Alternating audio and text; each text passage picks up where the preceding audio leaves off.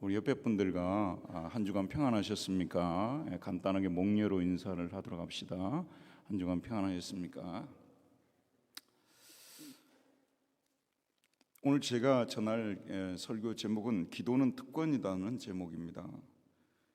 기독교는 기도교라고 말할 정도로 기도를 강조합니다. 여러분은 그동안 귀에 못이 박히도록 기도하라는 말씀을 많이 들으셨을 것입니다. 그리고 거의 매일 기도를 드리실 것입니다. 그래서 오늘 본문 말씀을 대하면서 내가 기도에 관하여 아직도 들어야 할 사실이 있을까라는 생각도 가질 수 있을 것입니다.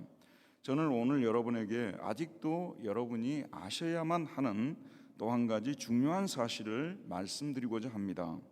많은 신자들이 기도에 대하여 다 아는 것 같지만 가장 중요한 한 가지 사실을 모르고 있다고 생각하기 때문입니다. 여러분, 기도가 의무일까요? 아니면 특권일까요? 기도가 의무일까요? 아니면 특권일까요? 이미 제목에서 답은 나왔죠. 기도는 뭐라고요? 특권이다. 기도는 우리 신자들이 반드시 해야 할 의무입니다. 왜냐하면 성경 곳곳에서 기도하라고 명령하고 있기 때문입니다. 그래서 의무가 되는 거 아니에요? 하지만 기도는 의무임과 동시에 특권이기도 합니다. 왜 그렇습니까? 세상의 모든 사람들에게가 아니라 예수 그리스도를 믿는 우리 신자들에게만 기도하라고 말씀하셨기 때문입니다. 예수님은 이 땅에 계실 때 모든 사람들에게 기도하라고 말씀하신 적이 없습니다. 오직 그의 제자들에게만 기도하라고 말씀하셨습니다. 너희는 이렇게 기도하라. 너희는 예수님의 말씀을 듣고 따르는 제자들을 말하잖아요. 너희는, 우리 믿는 자. 기도는 누구나 드릴 수 있는 것이 아닙니다. 여러분, 두루뭉술 예수 믿는 것 정말 위험합니다. 하나씩 우리가 생각하면서 비판을 할 줄 알아야 돼요. 기도 아무나 하는 게 아니에요. 누가 아무나 하라고 했습니까? 성경적으로 예수를 믿어야 되죠. 우리 믿는 자에게만 기도하라고 했어요. 저나 여러분들만 기도를 할 수 있는, 그래서 기도가 특권이 되는 거예요. 모든 사람이 다 기도할 것 같으면 무슨 특권이겠어요, 여러분? 근데 우리에게만 기도하고 우리 기도만 들어주신다고 약속하셨어요. 제가 얼마 전에 터키 이스탄불에 갔다 왔어요. 아침에 또 저녁 되면 사이렌이 울리면서 기도 시간이라고 하면서 그들이 모스크에 가지고 엎드려서 다 기도하잖아요. 그들의 신 알라신, 우리 야훼의 신, 사실은 같다고 생각하잖아요, 그들은요. 그런데 아무리 그 사람들이 하루 3번씩 기도하고 그래도 하나님께서 듣지 않으세요. 우리 믿는 자에게만 기도하라고 하셨습니다. 그래서 특권인 것입니다. 그러므로 우리 신자들은 이 특권을 활용해서 기도로 하나님께 나아가야 합니다. 예수님께서 왜 이 땅에 오셨습니까? 왜 우리를 구해 주셨습니까? 우리가 아버지께 나아가도록 하기 위함입니다. 아버지께 나아가도록 하기 위함이라는 거예요. 지금 올림픽이 열리고 있죠. 왜 올림픽 출전했겠어요? 그분들이요? 멋있는 패션 보여주려고 거기 출전했겠습니까?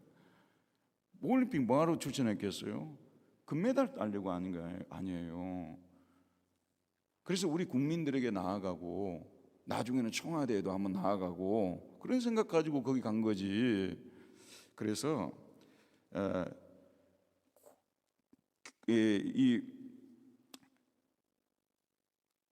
예수님께서 이 땅에 오셔서 우리를 구해 주신 최종적인 목적, 구원의 최종적인 목적이라고 말할 수가 있겠죠. 그것이 바로 아버지께 나아가도록 하기 위함이라는 거예요.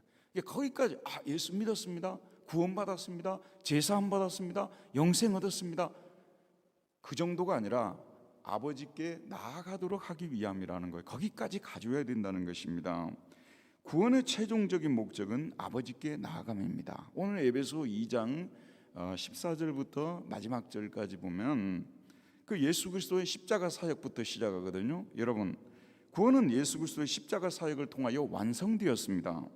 구원을 받기 위해서 이 십자가 사역에 더 보태서도 안 되고 더 뺏어도 안 됩니다. 예수님께서는 우리 대신 십자가를 져 주심을 통하여 우리의 죄가 하나님께 사함을 받게 만들어 주셨습니다. 그리고 유대인과 이방인을 서로 원수되게 만들었던 율법을 폐해 주셨습니다. 그리고 이 둘을 한 새 사람으로 만들어 주셨습니다. 우리는 예수님을 믿고 제사함 받았습니다. 그래서 전에 서로 싸우던 사람들이었던 우리가 이제는 화해되었습니다.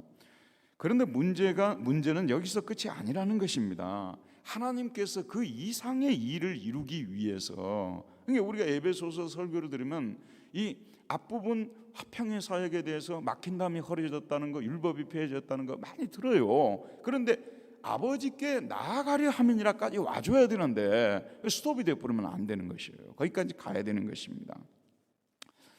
하나님께서 이 이상의 일을 이루시기 위해서 구원 사역을 시작하셨다는 것입니다. 예수님께서 십자가를 지신 최종적인 목적도 평소에 싸우던 사람들을 화해시키는 데 있었던 것만이 아닙니다. 유대인과 이방인이 그리스도 안에서 서로 화해하고 한 새 사람이 되어서 아버지께 나아가서 아버지와 교제하도록 하기 위함인 것입니다. 구원의 최종적인 목적은 아버지께 나아가 아버지와 교제를 하는 것이라는 거예요. 여러분, 구원받았으면 드디어 하나님을 아버지라고 부르게 되는 거 아니에요? 구원받지 못한 성도는 죽었다 깨어나도 하나님을 아버지라고 부르지를 못합니다. 우리는 아버지라고 부를 수 있는 특권을 주셨어요. 아버지라고 불렀으면 계속 대화를 나눠야 되잖아요. 그게 아버지와 자녀 관계의 핵심 아니에요. 소유가 핵심이 아니라 존재가 핵심이고 대화가 핵심 아니겠어요? 거기까지 가져야 되는 거예요. 여기까지 나가지 못한다면 아직 미흡한 구원입니다. 영국에 20세기 최고의 두 명의 설교가가 있었어요. 한 분은 존 스토트 목사님이시고 한 분은 마틴 로이드 존스 목사님이시죠.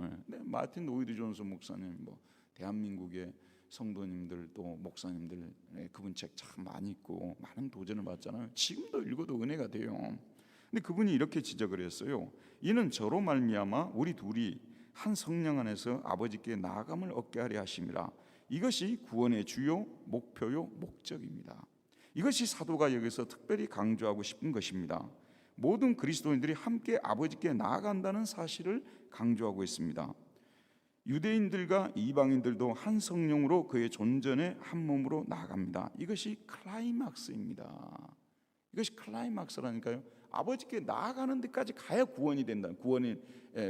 구원을 아버지께서 원하시는 그 구원의 최종 목적이라는 말씀이에요. 아버지께 나아가야 된다는 거예요. 그러니까 여러분들이 지금 이제 구원은 받아놨는데 아버지께 나아가지 못하고 있다면 커다란 특권을 놓치고 있는 거예요. 말도 못하게 불쌍한 사람들이에요. 구원은 받아놨는데 아버지께 나아가지 못해. 여기 지금 학교들이 있더라고요. 보니까요. 여러분들이 너무너무 고생을 해가지고 어떻게 막 경쟁자들을 또 물리치고 어떻게 해서 시험에 합격을 했어요. 그런데 그 유명한 교수 보고 왔잖아요. 그 교수 앞으로 나가야 되잖아요. 내가 이 학교 학생이다. 그것만으로 만족할 수 없는 거죠. 그 교수님 앞으로 나아가서 대화를 통해서 많이 배우고 질문도 하고 그런 거 아니겠습니까? 예수 그리스도께서 십자가를 지시고 피 흘려 돌아가셔 속죄를 이루시기 전에는 유대인도 이방인도 하나님께 나갈 수 없었습니다. 그러나 이제 십자가를 통하여 우리는 제사함을 받았을 뿐만 아니라 아버지께 나아갈 수 있는 특권을 가지게 되었습니다.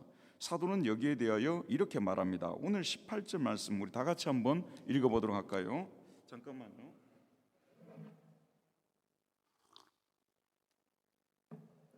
제가 그렇지 않아도 목소리가 좋은데 이런 데서 설교하니까 목소리가 너무 좋죠.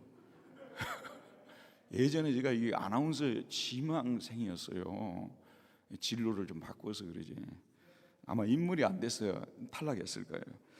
자, 에베소 2장 18절을 우리 다 같이 한번 읽어보도록 하겠습니다. 시작. 이는 그로 말미암아 우리 둘이 한 성령 안에서 아버지께 나아감을 얻게 하려 하심이라.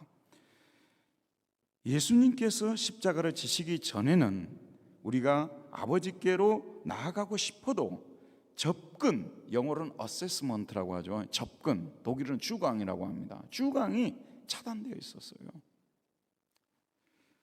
접근이 금지되어 있어서 접근하면 죽게 되어 있었습니다. 여러분, 이 사실을 실감나게 이해하기 위해서 하나의 예를 들어볼게요. 구약의 제사제도 아시죠? 모세가 임시로 설치한 텐트인 성막은 홀리 텐트죠. 하나님께서 임재하시는 장소이고 하나님을 만나는 장소입니다. 하지만 이 성막에는 아무나 접근을 할 수 있었던 것이 아닙니다. 제사 등 제사장들만이 접근할 수 있었고, 더구나 지성소에는 대제사장만이 1년에 한 차례씩 대속죄일 때 접근할 수 있었습니다. 아무나 접근하면 그 즉시 죽습니다. 우사가 법궤를 옮기다 말 때문에 마차가 흔들리니까 실고 가던 법궤를 손으로 잡았다가 그 즉시 죽임을 당하지 않습니까? 여러분, 하나님께 나아가게 되었다는 이 사실은 예전에는 우리가 상상조차 할 수가 없었어요. 심지어는 여러분이 구원을 받아놓고도 아버지께 나아간다면 글쎄 이럴 정도 아닙니까? 이게 아버지께 나아간다는 거예요. 접근이 원칙적으로 금지되어 있었어요. 그런데 예수님께서 십자가로 접근 금지 바리케이트를 그의 육체로, 그의 피로 제거해 주셨습니다. 그래서 이제 예수님을 믿는 자들은 성령의 안내로 아버지께 나아갈 수 있게 되었습니다. 오늘 말씀 18절에 보면 히라보로 디아우트, 그를 통하여 예수 그리스도를 통하여 그로 말미암아 엔헤니 푸뉴마치라고 했는데 한 성령 안에서라고 말하고 있습니다. 이 말씀은 우리가 하나님께 나아갈 때 반드시 지참해야 할 허가 증서는 예수님의 피로 써진 믿음의 증서 혹은 세례 증서라는 것입니다. 여러분이 코로나 상황에서요, 이 그라치에서 식당 아무데나 들어가면 여러분 못 들어오게 해요. 제가 어제 들어가려다가 거부당했어요. 뭐라고 하죠? 그 증서 있잖아요. 그거 가져오라는 거예요. 다행히 이렇게 보니까 사진을 제가 찍어놨더라고요. 그래서 그거 제시하고 들어갔습니다. 그와 마찬가지라는 것이죠. 이것이 바로 아버지의 존전으로 나가는 출입 허가증입니다. 세례 증서. 혹시 여러분 유아 세례를 받게 하시는 부모님들 계시잖아요. 아니면 여러분들이 좀 늦게 예수를 믿어서 세례 증서를 받지 않습니까? 세상에서 여러분들이 가질 수 있는 모든 증서 중에서 가장 소중한 증서입니다. 이 증서가 있기 때문에 여러분들이 하나님께 나아갈 수 있습니다. 그래서 미국에서는 시민권을 받으면 그 시민권을 거실에다가 붙여놓는다 그러더라고요. 세례 증서를 붙여놔야 돼요. 그 시민권 받았다고 해서 하나님하고 우리하고 아무 관계가 없어요. 세례 증서는 하나님께 나아갈 수 있게 만드는 증서이기 때문에 너무나도 중요한 증서인 것이에요. 세례 증서요. 이걸 좀 더 아주 좀 이렇게 기념할 수 있게 만들어서 대대로 물려줄 수 있게끔 만들어서 보존하는 것이 나는 굉장히 상징적인 의미가 있다고 저는 보거든요. 이 세례 증서. 그런데 이 세례 증서를 가지고 있다고 해서 직접 하나님께 나아갈 수 없습니다. 반드시 성령님의 안내를 받아야 합니다. 한 성령 안에서. 성령님은 우리에게 이 증서가 있는지를 확인한 다음에 우리를 아버지 앞으로 이끌어 가시는 분이십니다. 우리 아버지 앞으로 데려다 주시는 분이 성령님이시죠. 먼저 증서를 확인하고 아버지 앞으로 데려다 주시는 분이 누구시라고요? 성령님. 여기서 나아간다는 단어, 아버지께 나아간다는 단어가 히라보로 프로스고기인데, 프로스, 왕 앞으로 나아갈 때 쓰는 단어라고 합니다. 왕 앞으로 나아갈 때 백성이 왕을 아뢰나듯이 하나님께로 나아간다는 뜻입니다. 우리는 예수님의 피 때문에 하나님과 화목이 되었고 그를 믿음으로 자녀임을 인치는 세례의 증서를 받았고 이제 성령의 인도를 받아 왕이신 하나님 아버지께로 나아가게 되었습니다. 그에게 문안을 드리고 감사와 찬송을 드리고 아버지의 말씀을 듣고 아버지께 원하는 것을 요청할 수 있게 되었습니다. 몬테크리스토 백작 혹시 기억나십니까?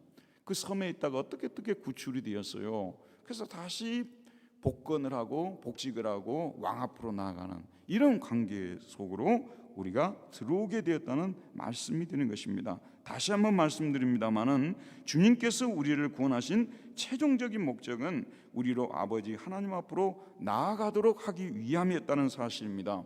얼마나 영광스러운 구원입니까?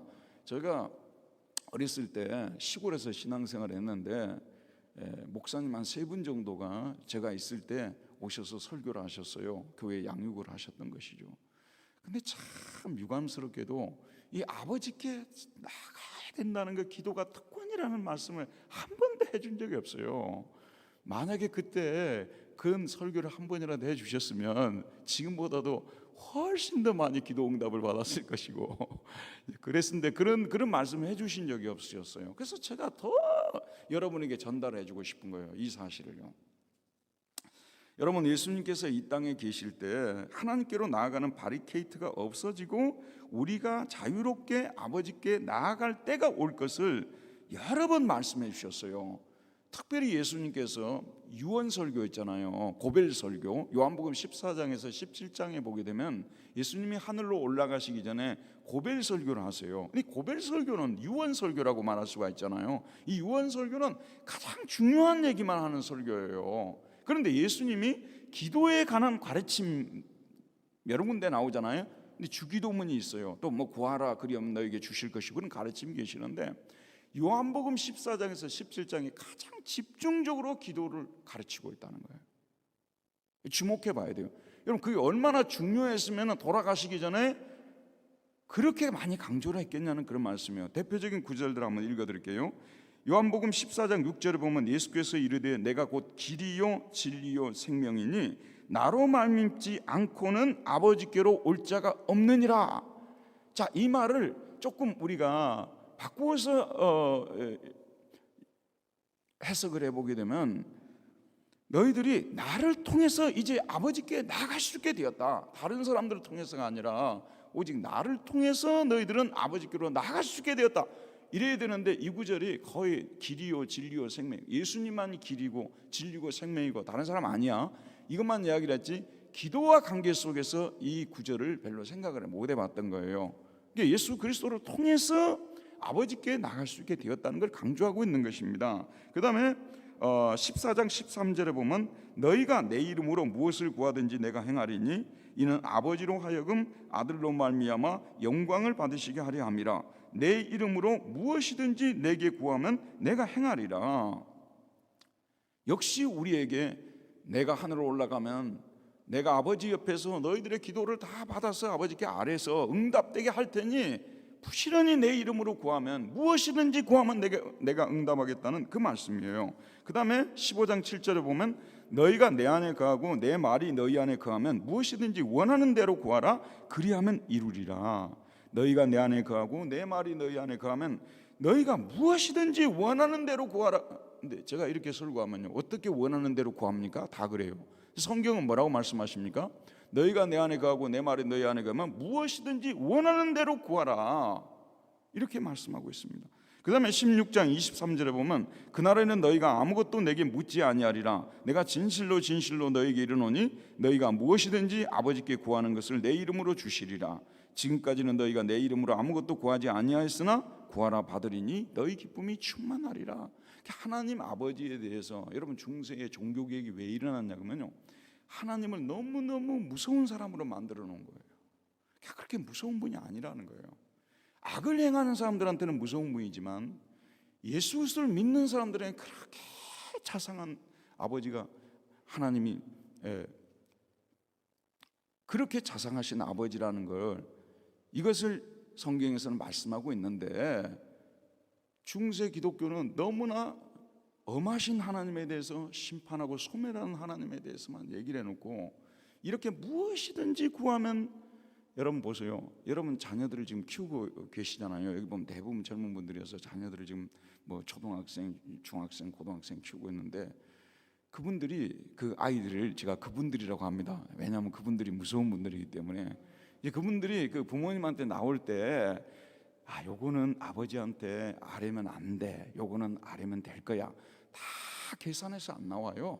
그냥 급하면 나오는 게, 어릴수록 더 그러는 거예요. 무엇이든지 다 구해요. 무엇이든지 다 구하는 사람들은 그들밖에 없다니까요. 하나님이 저와 여러분과 관계를 그렇게 맺어가고 싶은 거예요. 우리가 무엇이든지 구하면 다 들어주고 싶으신 하나님이신데, 제가 이걸 100번을 설교를 하잖아요. 어디 가서 100번을 설교하면 그때서야 저 목사님이 무슨 얘기를 하는가 알겠다, 사람들이 그때 받아들여요. 100번을 이야기를 해야 알아듣는다니까요. 제가 교회에서 교리문답을 가르쳤어요. 상당히 오랜 기간 가르쳤어요.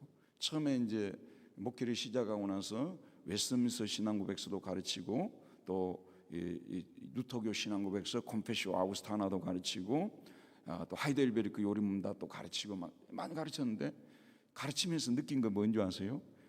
이 교리문답은 한 대여섯 번 가르치면 그때서야 비로소 사람들이 알아듣는구나. 그 전까지 고개를 끄덕끄덕 하시는 분들은요 예의상해 주는 거예요. 그게 그렇게 쉽게 이해가 안 되는 거예요. 근데 어느 순간에 가면 이 교리가 이런 거구나. 마찬가지입니다, 여러분. 모든 것을 구할 수 있는 거예요. 내가 자녀인데, 내가 아버지의 아들이고 딸인데 무엇을 못 구하겠냐, 그런 말씀이에요. 예수님께서 십자가상에서 운명하시면서 다 이루었다고 말씀하셨어요. 무슨 뜻이겠어요?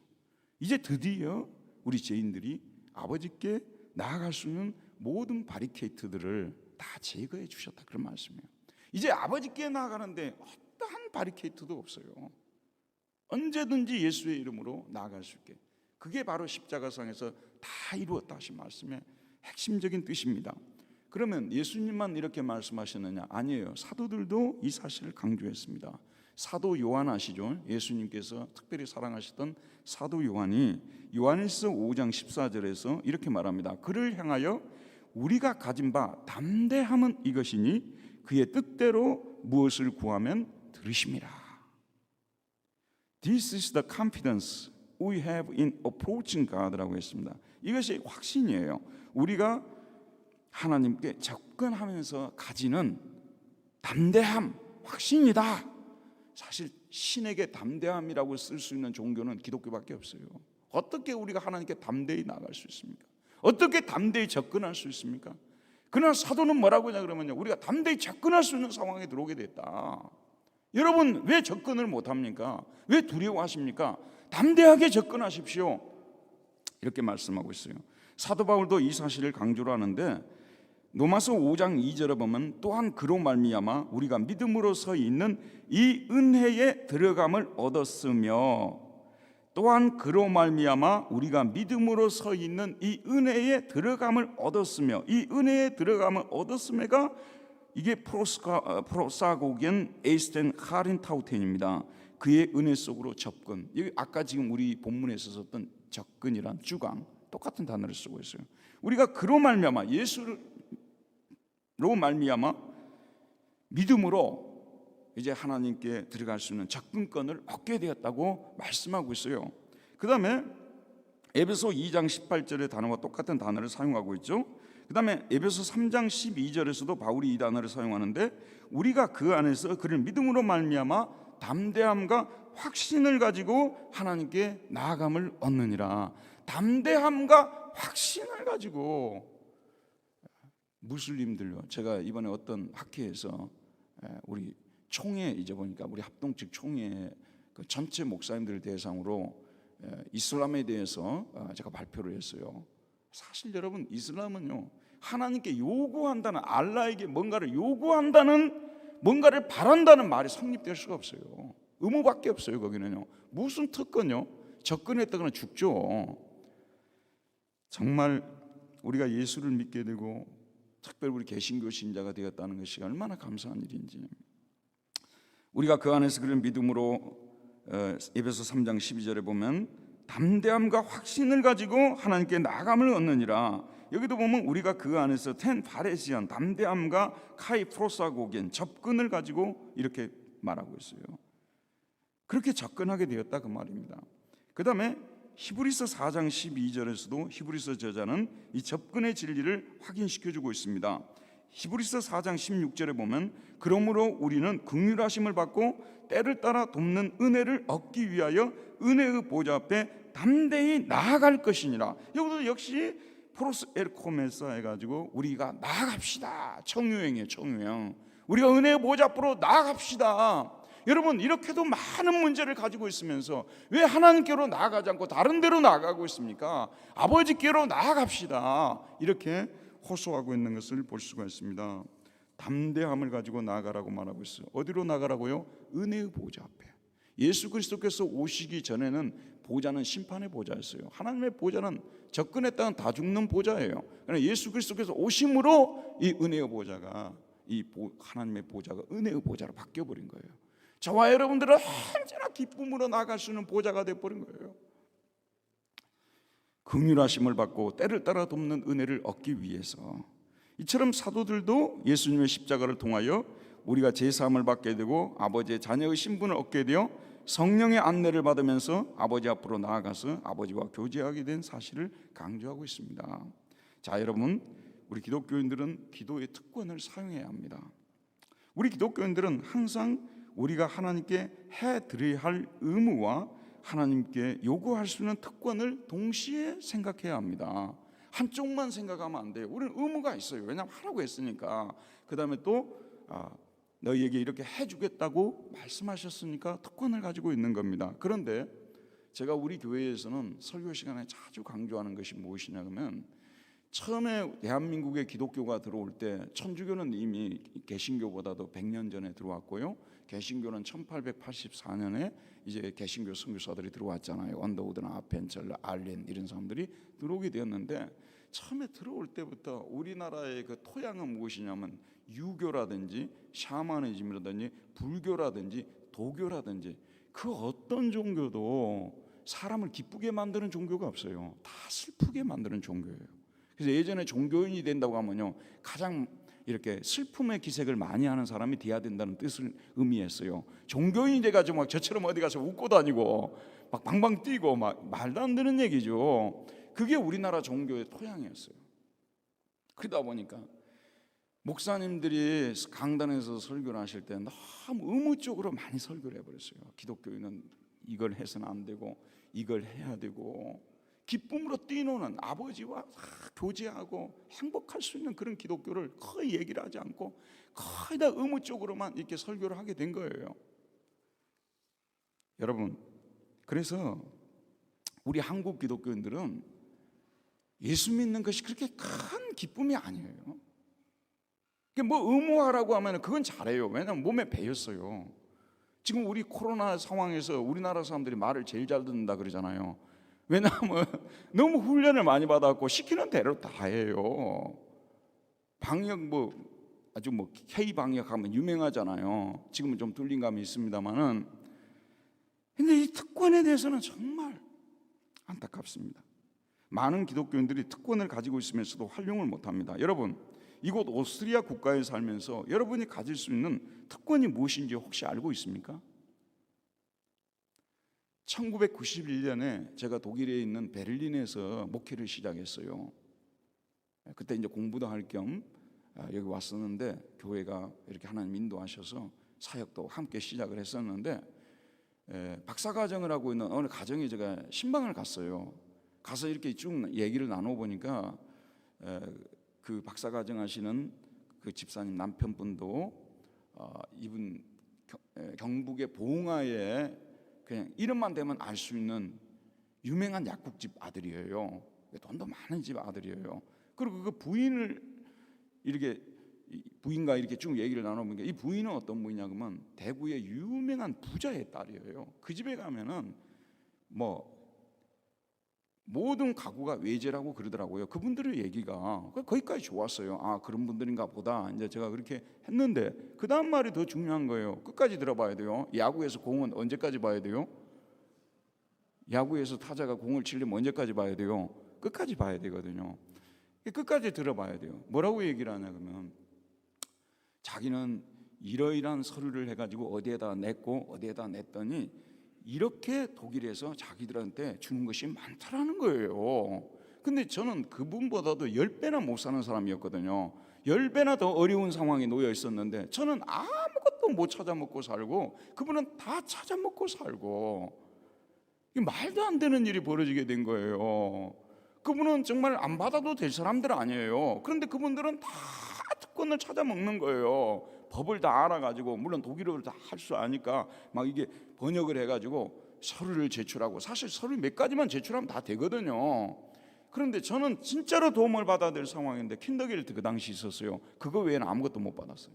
더 받을 수 있었을 거예요. 여러분, 생각해 보시기 바랍니다. 지금 여러분들도 혹시 나는 이 땅에서 아무것도 받을 수 없다고 생각하는 분들요, 오늘 당장에 가서 좀 알아보세요. 분명히 두세 가지는 여러분들이 받았을 수 있어요. 분명히 두세 가지 옵니다. 그리고 여러분 혹시 그런 갑자기 뭐가 떡이 떨어지게 되면 저한테도 식사라도 꼭 한 끼 대접하시고요. 우리는 예수님을 믿음으로 하나님께 나아갈 수 있는 특권을 가지게 되었어요. 근데 정말로 이미 바울 당시부터 너무나 많은 사람들이 분명히 예수 그리스도를 통해서 양자의 영을 갖게 되었고 아버지의 자녀가 되었어요. 하나님의 아들이고 딸이에요. 여러분들, 이 정말 제가 지금 무슨 표현을 쓰느냐면, 여러분은 하나님의 딸이고 여러분은 하나님의 아들입니다. 아멘 하시죠? 근데 이것이 실감나게 그렇게 안 다가와요. 내가 누구의 아들이라고요? 하나님의 아들이잖아요. 내가 누구의 딸이라고요? 하나님의 딸이죠. 근데 아버지와 우리와 관계가 이렇게 좁혀져 있는데, 부자 관계로 형성이 되어 있는데, 제가 100번을 설교하면 여러분들이 혹시나 받아들일지 모르겠어요. 제가 여러분들을 너무 무시한다고 생각하지 마세요. 말같이 그렇게 쉽지가 않아요. 우리 하나님의 아버지가 되었다는 것은요, 아담의 후손들 정말로 실감 있게 못 받아들입니다. 진짜 이거 여러 번 설교를 하고 여러 번 체험을 하고 하면 그때서야 하나님이 진짜 나의 아버지시구나, 이게 이제 그때서야 와닿는 거예요. 갈라디아서 4장 6절에서 7절 말씀에 보면 바울이 이렇게 말합니다. 너희가 아들임으로 하나님이 그 아들의 영을 우리 마음 가운데 보내사 아빠 아버지라 부르게 하셨느니라. 그러므로 내가 이후로는 종이 아니요 아들이니 아들이면 하나님으로 말미암아 유업을 받을 자니라. 제가 우리 교회에서 정말 또 많이 강조하는 것이 여러분은 상속자라는 거예요. 유업을 이을 자가 다른 말 아니고 상속자예요. 근데 지금 한 2년 전인가 3년 전인가 김우빈의 주연의 상속자라는 프로그램 기억나요? 텔레비전 프로요. 상속자. 자, 우리가 상속자가 되었다는 거, 구원해 주신 것만도 우리는 얼마나 감사해요. 죽을 때까지 감사해도 모자라겠죠. 근데 하나님께서 그 유업을 우리가 상속을 받을 수 있는, 그래 기도는요, 상속된 상속분을 가져다 쓰는 게 기도예요. 우리에게는 수백만 불의 수백만 오이로의 상속분이 하나님께서 우리를 위해 준비해 놓으신 거거든요. 필요할 때 갖다 쓰는 거예요. 기도는 갖다 쓰는 거라니까요.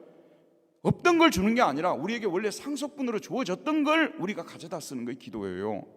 여기까지 자신감을 가져야 되는데, 그럼 목사님처럼 신앙생활 잘하는 분들은 그렇게 생각할 수 있지만 저는 아니죠. 그런 걸 겸손이라고 말하지 않습니다. 그렇게 하시지 마십시오. 저나 여러분이랑 모두 하나님 앞에서는 다 똑같습니다. 비행기에서요, 밑에를 내다보면요, 다 비슷비슷해요. 우리끼리 서로 비교할 때 누가 더 거룩하고 누가 덜 거룩하고 그럴지 모르지만 하나님 앞에서는 처음 교회 나오신 분들이나 오래 신앙한 사람들이나 다 똑같습니다. 여러분 자신감을 가지시고 여러분들이 상속자가 되었음을 생각하시고 하나님께 나아가시기를 바랍니다. 우린 정식 아들들이라는 거. 구원을 받아놓고도 여전히 종처럼 행동하고 있는 거예요. 바울 당시에 그랬잖아요. 구원을 받아놓고도 여전히 종처럼 행동. 여러분, 종은요 당당하지가 못해요. 종은 사람을 쳐다볼 때도요 반드시 못 쳐다봅니다. 항상 고개를 숙이고, 그리고 그렇게 안 해도 되는데 비굴할 정도로 막 머리를 숙이고 막 그런다 그 말이에요. 종이에요. 주인은 절대 그러지 않습니다. 여러분, 아이들이 집에 있으면서 아버지께 나올 때, 여러분 아이들을 생각해 보세요. 아버지께 나올 때 이렇게 나온 아들들이 있어요. 분명히 그 아이는 아들이 아닙니다. 제가 확신 있게 말씀드릴 수 있습니다. 빨리 유전자 테스트를 해보시든지. 아이들은요 세상 사람들에 가까이 갈 수 없는 사람들이지만, 우리 같은 사람 막 우러러보는 사람이지만 자기 자녀들은 인정사정 없어요.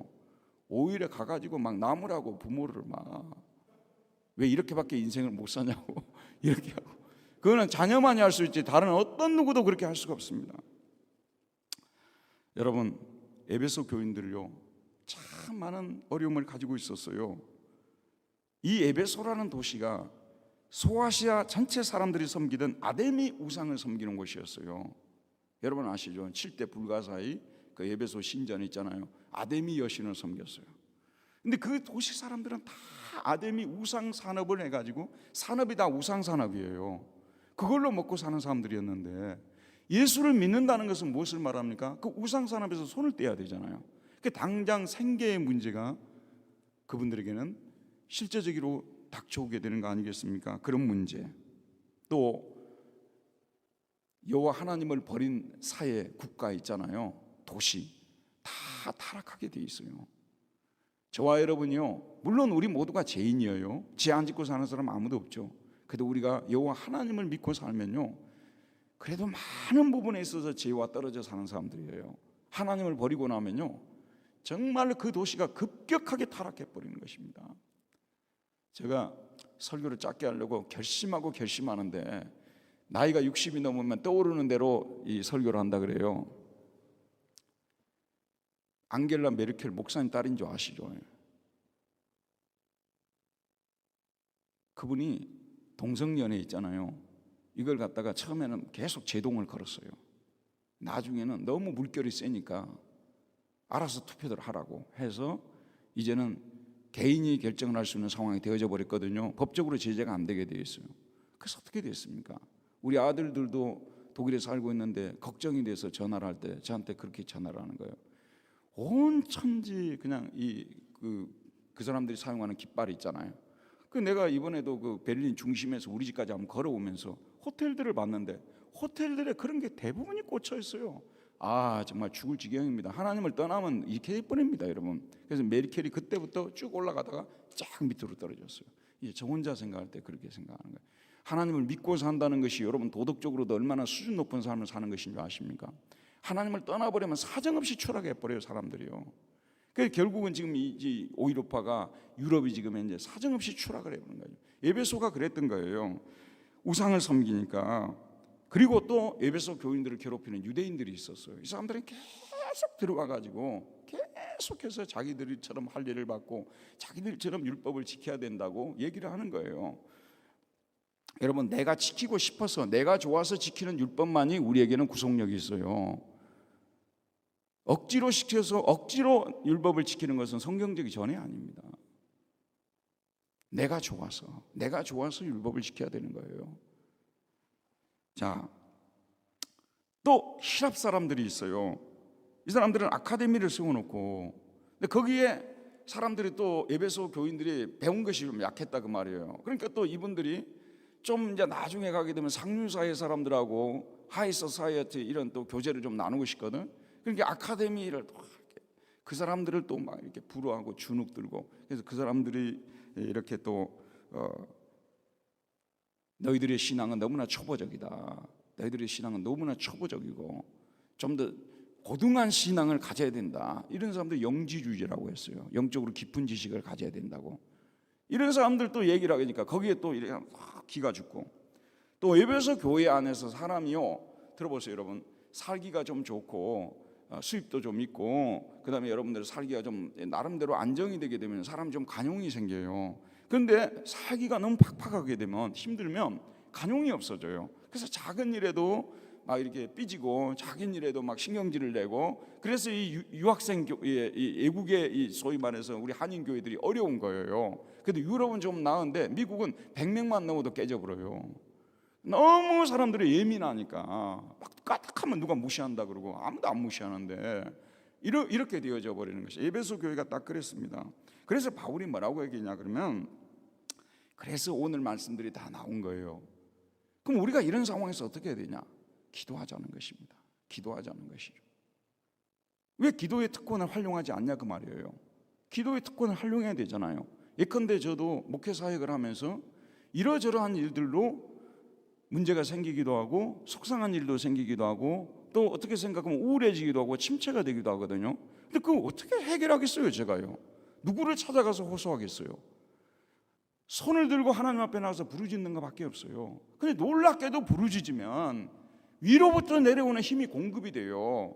하나님께서 내 마음속에 평화를 주시고요, 또 일어설 수 있는 힘을 주시고요, 사역을 감당할 수 있게 해주시고요, 위로부터 내려오는 힘을 받아야 된다니까요. 위로부터 내려오는 힘을 받으려면 여러분 우리 모두가 하나님께 기도 없이는 불가능한 것이에요. 여러분 혹시라도 착각하지 마십시오. 문제가 언젠가는 없어지겠지. 학교만 합격하면 나는 소원이 없겠다 그러잖아요. 학교 합격해봐요. 한 과목 따는 것이 절벽 타는 것처럼 어렵습니다. 샤인 하나 따는 것이 얼마나 어려운지 여러분 아시죠? 저 직장에 들어가면 난 소원이 없겠다. 그럼 직장에서 가만히 앉아 있는데 월급 갖다 주는 직장이 있을까요? 또 직장에서는 이윤을 창출하기 위해서 원래 이 직장이 생기는 거 아니에요. 회사가요. 이윤을 좀 더 창출하기 위해서 막 짜내는 것이니까 그 속에 스트레스는 얼마나 크겠습니까? 그래서 이제 교회에 왔더니 교회는 좀 평안하고 해서 위로를 좀 받았으면 좋겠다. 근데 교회도 또 속상한 일들이 많은 거예요. 이러저런 일들로 인해서 여러분, 우리가 위로부터 내려오는 힘을 공급받지 않으면 안 된다니까요. 그래서 우리는 이렇게 어려운 상황이지만은 기도를 해야 되는 거예요. 그래서 바울이 지금 말한 여러 성경 구절들이 이런 맥락에서 나온 거예요. 아버지께 왜 안 나가냐 그 말이에요. 아버지께 나가면 다 해결이 되는데, 아버지께 나가면 다 해결이 되는데, 어린아이들이 어려움을 많이 겪고 있잖아요. 학교에 가면은 또 동료들과 관계, 또 선생님이 자기를 사랑해 주지 않는다 그러고 여러 가지 문제로 이렇게 막 아이들이 속상해서 집으로 들어오면 어디로 나갑니까? 문제는 핵심이 가정에서는 어머니께 나갑니다. 아버지께는 별로 안 나가요. 어머니께 나가서 무슨 말씀을 드려도 다 해결해 주고 안아주고 그러면서 자기를 위로해 주는 거 아니겠어요? 우리가 의지할 곳은 하나님 아버지 품이라니까요. 아버지께 나아가야 되는 거예요. 코로나 상황이 정말 계속되어지면서 사람들이 참 힘들어하고 있어요. 참 힘이 들긴 힘이 들어요. 저도 이제 이게 2번 주사를 맞았거든요. 백신을 맞고 이제는 이제 9월부터는 학교도 막 이제 다시 갈 수 있고, 제가 대학에서도 강의도 좀 하거든요.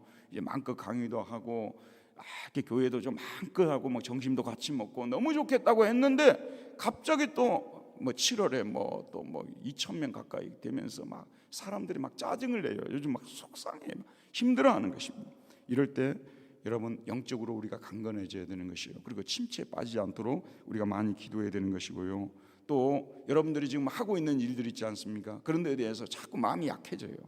그냥 가만둬버리고 싶은 생각, 이런 생각들이 막 드는 거예요. 자, 여러분 잘 들어보십시오. 제가 여러분들에게 드리고 싶은 그 충고라고 할까요? 정말 이 말씀밖에 없어요. 하나님께 나가면 해결이 된다니까요. 저 같은 사람이 유럽에 오래 살았다고 한국에 또 오래 살았으니까 뭔가 좀 도움이 될 거라고 혹시 여러분이 찾아오신다면 식사는 사드리지만 그 이상은 아무것도 할 수 없어요. 근데 하나님께 나아가게 되면 절대 여러분들을 빈손으로 돌려보내지 않습니다. 해결해 주시지 않고 돌아보내지 않습니다. 반드시 돌려보내십니다. 여러분, 기도를 좀 교회에 다닌 지 얼마 안 돼서 기도를 잘 못 하시는 분들도 계실 것입니다. 그런 분들은요, 그냥 마음이 답답할 때 여기 교회에 나와가지고 가만히 앉아가지고 한 5분 동안 앉았다가만 갔어도 돼요. 그래도 위로가 된다니까요. 그래도요. 그 참 신비로운 것입니다. 그래서 사실은 여러분, 이 외국 생활에서 교회에 없으면 우리는 어디에서도 힘을 얻을 수 있는 그 곳이 없어요. 또 여러분, 지금 이제 이 그라츠 반석 교회가 새로 세워졌지 않습니까? 그러면 이제 여러분, 또 이 교회가 정말 또 하나님이 기뻐하시는 교회가 되어져야 될 거 아니겠습니까?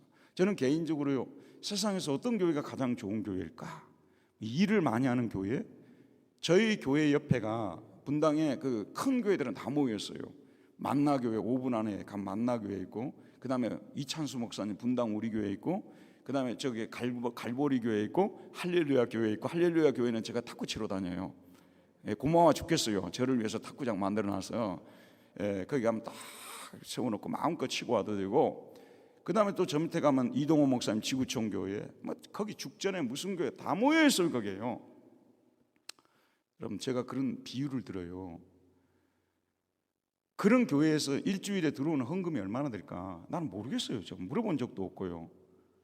10,000명의 교인들이 예배를 드리고 있다면 한 주에 들어오는 헌금이 얼마나 될까요? 그래서 결론적으로 말씀드리면, 우리 교회가 선교사 100명 파송한다는 거, 우리 교회가 어려운 이웃들을 이만큼 돕고 있다는 거 아무 의미가 없어요. 그럼 제가 드리고 싶은 말씀은, 그러면 헌금된 거 그거 뭐 할 거냐 그 말이에요. 그러면 있는 예배당을 뜯고 새로 질 거예요?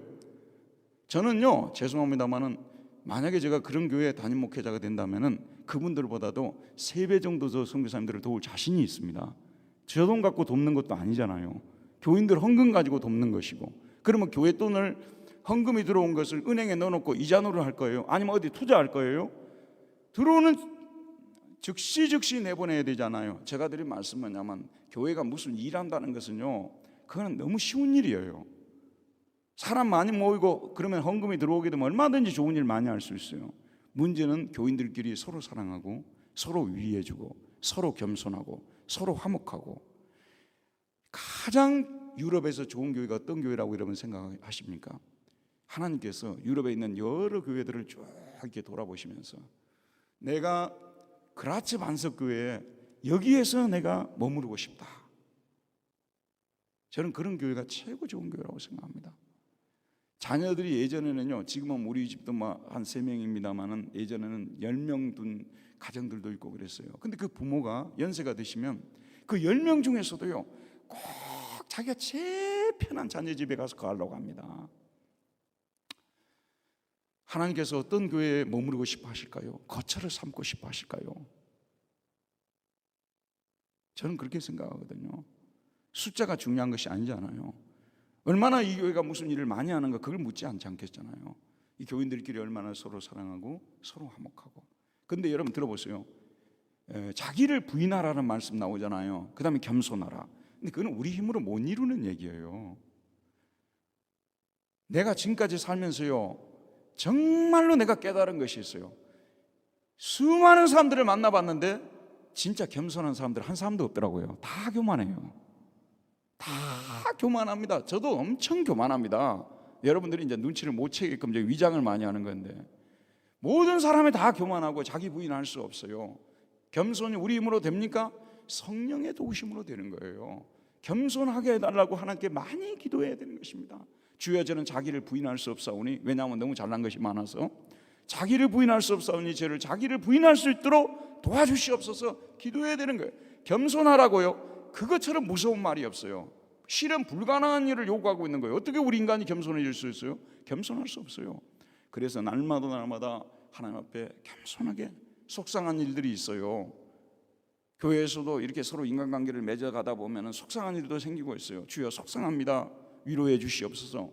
그 성도를 도와주십시오. 이렇게는 목사님 때문에 좀 시험이 듭니다. 그럼 목사님의 그 연약함을 고쳐달라고 또 하나님께 또 간절히 기도하고. 왜냐하면 완벽한 목회자는 없기 때문에. 이건 진짜 우스갯소리로 하는 얘기예요. 완벽한 목사님이었으면 분당 우리 교회 목사하지 여기 안 왔을 거예요. 이찬수 목사님은 또 욕 안 하다 먹는 줄 아십니까? 저보다 그 신학교 1년 후배예요. 2년 후배인가 되는데 저보고 한번 놀러 오라 그러더라고요. 우리 옆에 있는 교회거든요. 제가 안 갔어요. 내가 어떻게 그 큰 교회 목사님하고 교제를 하겠어요. 그래서 안 갔어요. 저 놀러 오라고 그러는데 안 갔어요. 누구나 다 우리 인간은 교만하고 진짜 우리는 다 연약하고 다 부족해요. 하나님이 주시는 힘이 아니고서는 우리가 거룩한 공동체예요. 그건 이상적인 것이지 실제적으로 될 수가 없어요. 어떻게 우리가 거룩한 공동, 우리도 거룩하지 못한데 자꾸 여러분들이 구해야 되는 것입니다. 자꾸 구해야 돼요. 그래야만이 그런 교회가 되도록 여러분들이 하나님 앞에 많이 기도하시고, 제가 이제 좀 시간이 많이 가서 왜 저는 이 기도를 많이 강조하는 목사가 되었는가, 그거 이제 좀 얘기하고 마치도록 할게요. 지금도 시간이 좀 많이 경과했을 거예요. 그런데 원래는 한 30분 하고 우리 목사님 30에서 35분 정도 설교하신다더라고요. 그 시간대가 가장 설교 잘하는 사람들이 그 하는 시간대예요. 저는 보통 40에서 45분씩 하는데 30분에 오늘 마치려고 결심하고 나왔습니다만은 이게 또 강단에 서다 보게 되면 할 얘기가 많아지는 거예요. 그래서 제가 한 가지만 더 얘기하고 마치도록 할게요. 초등학교 5학년인가 6학년인가 됐을 거예요. 근데 우리 선생님이 갑자기 들어오시더만 내일 장학생을 발표한다는 거예요. 장학생을 발표한다. 그래서 저는 이제 장학생이란 말을 들어본 적이 없었어요. 시골 학교고 1반하고 2반밖에 없었어요.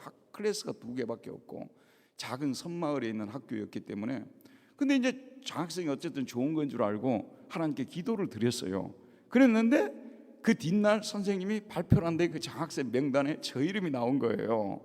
그래서 제가 초등학교 때 교회를 다녔거든요. 너무나 기뻤어요. 하나님께서 내 기도를 들으시는가 보구나, 그런 생각을 했다니까요. 더 저의 인생에서 평생에 잊을 수 없는 기도 응답의 사건이 있었어요.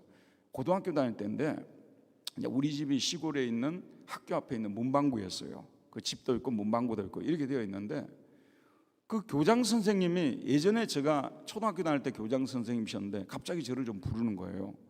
몇 년 만에 이제 그 교장 선생님이 저를 부르신 거죠. 저는 이제 바깥에 나가서 고등학교를 다니고 있었는데, 가니까 교장 선생님이 저한테 뭐라고 얘기를 하냐면, 지금 너네 엄마가 이 학교 앞에 문방구를 사고 집을 샀는데 이게 사기당한 것이라고, 브로커에게 사기당한 것이라고. 원래 이 땅은 학교 땅이고, 그렇기 때문에 잠시 빌려준 것인데 임대한 것이기 때문에 빨리 이 지금 이제 집을 그리고 그 땅을 빨리 학교에다 돌려달라고 이러는 거예요. 근데 우리 어머니가 어렵게 장사를 해서 그 집을 마련한 것이거든요. 근데 갑자기 교장 선생님이 너네 엄마하고는 말이 안 통하니까 너한테 이야기한다고 하면서 그 집을 돌려달라는 거예요. 학교 땅이니까 빨리 돌려달라는 것이에요. 임시로 임대한 것이라고. 제가 참 그 상황에서 또 존경하는 교장 선생님이고 아무것도 제가 할 것이 없었어요. 정말 아무것도 할 것이 없었어요. 할 수 있는 방법이 아무것도 없었습니다. 제가 이제 그저 마음속으로 뭐 이렇게 나와가지고 3일 금식을 하고 그러지도 못했던 신앙이었고요. 그저 교회만 나가는 신앙이었기 때문에 제가 이제 하나님 앞에 마음속으로 그렇게 기도를 드렸던 거예요. 이거 좀 제가 해결할 수 있는 방법이 없는데 하나님께서 좀 해결해 주시면 좋겠습니다. 그 이상도 바라지 않았어요. 뭐 해결해 주시면 제가 뭐 하나님께 어떻게 해드리겠습니다 이런 서원을 한 적도 없고요. 그냥 마음속으로 그랬어요. 하나님 좀 이거 해결해 주시면 좋겠습니다 그랬어요. 그랬는데 며칠 후에 청와대에서 진짜 있었던 일입니다. 청와대에서 어떤 사람이 나온 거예요. 그 사람이 저한테 뭐라고 하냐면 당신 집을 다시 되찾게 되었다고, 이거 당신 집이 되었다고 그렇게 얘기를 하는 거예요. 그래서 어떻게 해서 그러면 이런 일이 가능하게 되었습니까? 제가 물어봤어요. 그랬더니 그분이 뭐라고 얘기를 하냐면 우리 집뿐만 아니라 그 학교 주변을 해가지고 그런 이와 같이 어려움을 당한 다른 가정들이 또 있었던 거예요. 근데 바로 우리 집 옆에 땅을 가지고 있는, 밭을 가지고 있던 그 주인집에, 이게 시골이니까 법도 잘 모르잖아요. 그런데 그 집에 사법고시 준비하다가 그냥 중단을 하고 법무사를 하는 분이 계셨어요. 그러니까 법에 대해서 잘 아시는 분 아니에요. 이분이 이제 이 사실을 듣고 나서 자기 땅 찾겠다고, 우리 땅 찾아주려고 그런 게 아니었죠. 자기 땅 찾겠다고 청와대에다가 민원을 넣은 거예요. 청와대에. 이 법을 아니까 우리 같은 사람은 꿈도 못 꾸고 상상조차도 할 수 없는 일이었죠. 청와대에다 민원을 넣은 거예요. 이분이요. 청와대에서 그걸 읽어보니까 아, 이분들이 진짜 억울한 일을 당했구나, 이건 아니겠구나. 그래서 청와대 사람들이 내려와가지고 그 문제를 해결해 주신 거예요. 그래서 제가 등기 있잖아, 등기하러 등기소로 가면서 얼마나 하나님께 감사했는지 모릅니다. 저는 어린 시절에 초등학교 때 그 기도응답, 그 다음에 고등학교 때 그 기도응답. 그런데 제가 그럴 때 믿음이 좋았느냐, 정말 뭐 그저 그냥 교회만 다니는 그런 신앙인에 불과했어요. 그런데도 하나님께서 그 기도를 들어주신다는 사실이 참으로 놀라웠습니다. 참으로 놀라웠어요. 그래서 지금 코로나가 터지고 나서도요, 코로나 딱 터지니까 할 게 없어요. 교회 모이지도 못하게 하고, 지금은 뭐 한 2년 정도 이제 되어져 가는데 지금은 뭐 그렇게 두렵지 않죠, 솔직히요. 그런데 그 당시 처음 터졌을 때는 뭐 IMF 이후에 뭐 최고의 그 뭐 어려운 일이 터졌는가 보다 하고 근심하고 힘들었어요. 근데 새벽 기도도 갑자기 없어져 버렸어요. 그래서 제가 어떻게 했냐면 저희 집사람하고 둘이서 매일 아침에 일어나면 매일 아침 성경 한 3장 읽고 그 다음에 기도하고, 우리 교인들을 위해서 한 명씩 돌아가면서 기도하고, 그걸 IMF 그때 아직 코로나 터지고 지금까지 계속하고 있어요. 지금 이 그라치에 와서도 애들 자고 있을 때 둘이 새벽에 일어나서 거기서 기도를 하는데, 놀라운 사실이 참 하나님께서 많은 기도를 들어주신 거예요. 지금 이 코로나 상황에서 제가 외국에 나갈 수 있겠습니까? 우리 교회가 안정이 되지 않았다면 제가 어떻게 여기 와서 이렇게 할 수가 있겠어요, 여러분? 그렇죠? 그리고 또 제가 우리 교회만 위해서 기도한 것이 아니라 그라치 반석교회에서도 기도했어요. 자주 기도했어요. 정말 하나님께서 좋은 목사님을 보내달라고. 여러분, 목사님 좋은 목사님 맞으세요? 네, 제가 기도를 해서 이런 분이 오신 거예요. 제가 기도를 해서. 지금 아까 딱 앞에 서 계신데 보니까 앞으로 크게 목회하실 분이야. 얼굴이 다 이렇게 훌륭한 목사님을 하나님께서 이렇게 보내주셨는데, 사실 저도 이 교회를 위해서 많이 기도를 했거든요. 좋은 목사님을 보내주시도록. 외국에서 참 좋은 목사님 만나는 것도 쉬운 일이 아닙니다. 진짜 아닌 사람들이 와가지고 목회를 하면서 그냥 교회들을 막 어렵게 만들어 놓고 속상한 사람들, 시험 든 사람 너무 많아요. 그래도 이렇게 말씀 중심으로 사역을 하시는 귀한 목사님을 보내셔서 이렇게 교회를 세우고 간다는 거예요. 참 얼마나 감사한지 자다가도 일어나서 감사할 일이 벌어지게 된 것입니다. 여러분도 감사하시길 바랍니다.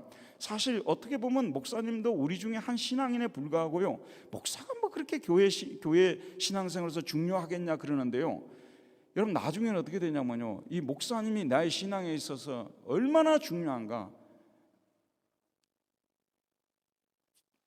정말 그분이 없으면 신앙생활 할 수 없을 정도까지 중요하게 됩니다. 목사는 진짜 아무나 뽑는 게 아니에요. 아무나 모시는 것도 아니고요, 정말로 신앙에 너무너무 중요한 역할을 하십니다. 그래서 여러분들이 항상 목사님을 위해서 기도해 주시고 목사님과 함께 또 이어가서 사역을 이루어 가시고, 그러면은 유럽에서 가장 좋은 교회가 다른 교회가 아니에요. 이런 교회가 가장 좋은 교회입니다. 목사와 성도가 서로 사랑하고 성도끼리 또 서로 사랑하고, 이렇게 해서 적은 숫자일지라도 조금씩 해나가면은 금방 이 교회는 유럽에서 소문난 교회로 가지게 되는 것입니다. 마지막으로 진짜 내가 마지막 하지 말라고 우리 집사람 맨날 집에서 그래요. 그냥 하지 왜 자꾸 마지막 해갖고 또 마지막이라 해서 그렇게 신뢰를 떨어뜨리냐고 그렇게 하는데, 진짜 마지막으로 저만 말씀을 드리는데, 많은 분들이 어떻게 생각하냐면요, 기도를 하는데 하나님 뜻대로 구해야 하나님께서 들으시지 아무 기도나 들으시냐고 그러거든요. 여러분, 우리가 반성하지 않고 신앙생활하면요 평생토록 엉터리 신앙을 하게 돼 있어요. 하나님 뜻대로 구하면 들으신다는 말씀이 성경에 진짜 나와요. 근데 저나 여러분들이 솔직히 말씀드리면 하나님 뜻이 뭔지를 압니까? 그럼 어떤 문제, 이것이냐 저것이냐 선택을 하는데 이것이 하나님 뜻이라고 그냥 이것이 하나님 뜻이니까 이렇게 해주셔서 그렇게 기도하는 분 계세요? 어느 누구도 하나님의 뜻을 몰라요. 그러니까 제가 드린 말씀은 신앙 양심에 그렇게 심하게 거리끼지 않으면 여러분들이 무엇이든지 하나님께 구하는 법을 배워야 돼요. 이거는 정말로 잘못된, 신앙적으로 어떻게 신앙이 되었고 이런 기도를 드릴 수 있는 이런 거는 빼고, 그렇지 않으면 그냥 하나님께 다 무엇이든지 구하라고 저는 우리 교인들한테 너무 많이 강조를 해요. 아니, 뺄 것 다 빼버리고 나면 뭘 구하겠어요, 여러분? 그래서 뺄 것 다 빼버리고 그 뭐라고 해야 될까, 하나님 뜻대로 구한다는 기도하시는 분들의 기도를 들어보게 되면요, 다 추상명사예요. 추상명사. 구체적이고 실제적인 것이 아무것도 없어요. 자, 지금 현재 이 시험을 치러 온 학생이 있어요. 뭘 구해야 되겠어요? 하나님 나라가 이 땅에 임하게 하옵시고. 정말 좋은 말씀이지. 지금 이 학교에 들어가게 해달라고 기도하는 거예요. 그럼 하나님께서 들어가게 하시는 것이 하나님의 뜻이면 들어가게 해 주실 것이고, 내년에 들어가게 하시면 내년에 들어가게 하실 것이고, 아니면 다른 도시로 가게 하시면 다른 도시로 가게 하실 테니까, 나는 공부하러 온 사람이기 때문에 하나님께 구하는 것이 전혀 나쁜 것이고 양심에 저촉되는 일도 아니라는 거예요. 여러분, 자녀들이 이렇게 와서 구할 때요, 아버지 뜻이 무엇인가를 다 생각해 보고 이 아버지의 거룩한 뜻을 내가 받드는 차원에서 강구해야 되겠다. 그런 자녀가 자녀입니까? 자녀 아닙니까? 자녀들은 그냥 무조건 구하는 거예요. 그러면은 부모가 독일말로 소티리난다고 하잖아요. 소티리나는 거예요. 요거는 바로 그냥 들어줘야 될 기도 제목이다. 요건 조금 기다리게 해야 되겠다. 요거는 노라고 해야 되겠다. 그럼 부모가 알아서 할 일이에요. 왜 제가 이런 말씀 드리냐, 수많은 특별히 저는 분당에서 목회를 하잖아요. 좀 엘리트들이 모여있는 그런 교회, 저희 교회도 굉장히 엘리트들이 모여있는, 제일 분당에서 엘리트들이 많이 모여있는 교회였어요. 지금도 그런 경향이 있기는 있지만, 그건 들어보세요. 그런 교회 성도님들을 보게 되면은요, 대부분 기도를 고상하게 해요. 왜 그렇게 고상하게 하냐 그 말이요. 하나님께서는 여러분들이 자녀들하고 대화를 나누는데 맨날 고상한 대화를 나누는 거예요. 유하나 하나님의 나라가 땅에 임하게 하옵시고 뭐 그런 얘기를 하고 있는 거예요. 제발 좀 그런 식으로 신앙생활 하지 마라 그 말이요. 가장 필요한 문제가 있으면 기도하라 그 말이요. 요즘 어머니가 치매기가 좀 생긴 거예요. 우리 어머니가. 예컨대 여러분의 부모가 하나님이 치매가 발전되지 않게 해주십시오. 정말 붙잡아 주십시오. 여기서 멈추게 해주십시오. 건강하게 돌아오게 해주십시오. 가정에서 지금 자녀들이 있는데 어떤 자녀가 크게 방황하고 있어요. 우리 자녀 저대로 두면 죽습니다. 하나님 빨리 방황하지 않게 중지시켜 주십시오. 그런 것을 간절히 붙들고, 그래야 간절한 기도가 돼요. 추상적인 기도는 전혀 간절한 기도가 안 됩니다. 그건 완전히 그냥 듣기 좋은 기도일 뿐이지 간절하게 매달리는 기도가 중요한 거예요. 그럼 하나님께서 다 새겨서 이거는 들어주고 이거는 안 들어주고 이거는 연기시키고 이렇게 하는 것입니다.